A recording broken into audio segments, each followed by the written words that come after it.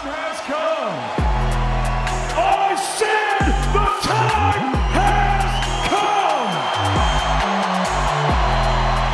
From the four corners of the world, from the four corners of this ring right here, the fight starts now. All right, guys, well, let's get right into it. The same venue and matchup provided a very different ending for the second act. Chris Eubank Jr. not only avenged a lone stoppage defeat, but offered perhaps the best performance of his career in a brutally one-sided 10th round stoppage of Liverpool's Liam Smith. 7 months after suffering a stunning 4th round knockout, Eubank returned to the scene of the crime to twice floor Smith. An ensuing attack forced referee Kevin Parker to stop the bout at 1 minute and 45 seconds of the 10th round in their Sky Sports Box main event. He called for the fights with Conor Benn and Kell Brook. Both fighters were ringside in Manchester to witness Eubank's win. Open quote, "There's some big names out here. I see a few of these guys in the crowd. I'm coming for you, Conor. I'm coming for you, Kell. I'm coming for you. Anyone else who wants it, we're going to put on a show for the fans," close quote, Eubank said. Significant changes were made by Eubank following his stunning defeat at the same very location in January.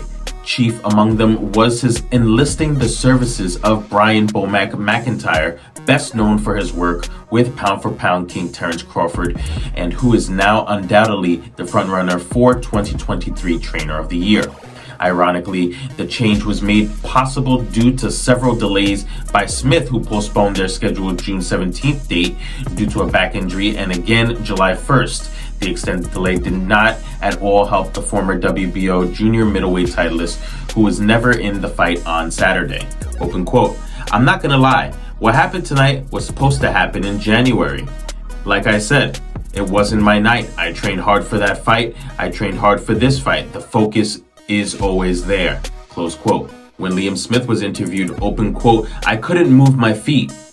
When I did, I rolled my ankle. It was just effing one of them things. Chris was the better man tonight," close quote.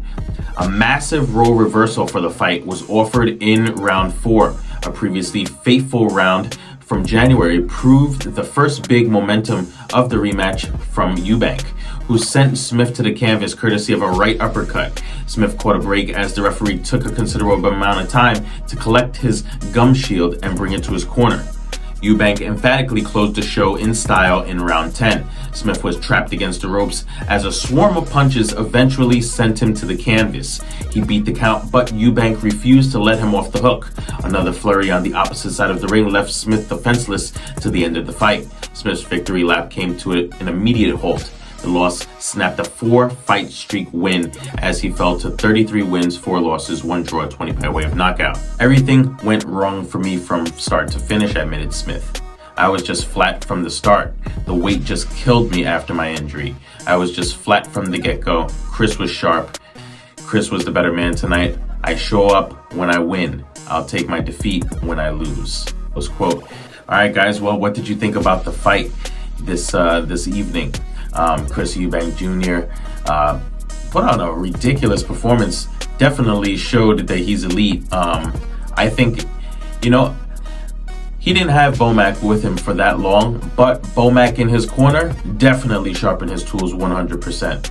And it's like a resurgence of life, honestly, even though he wasn't out of the limelight. But coming back after a knockout, to come back and win like this in such convincing fashion, really does make us think that the first fight should have gone this way naturally.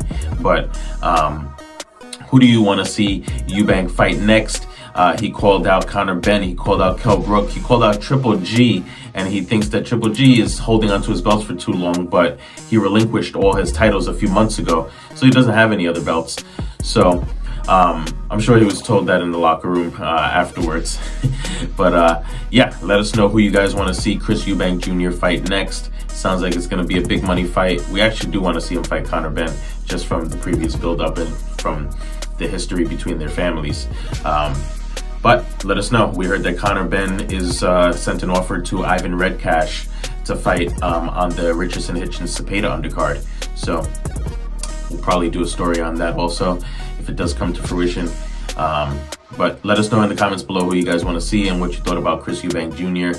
tonight. Congrats, Chris.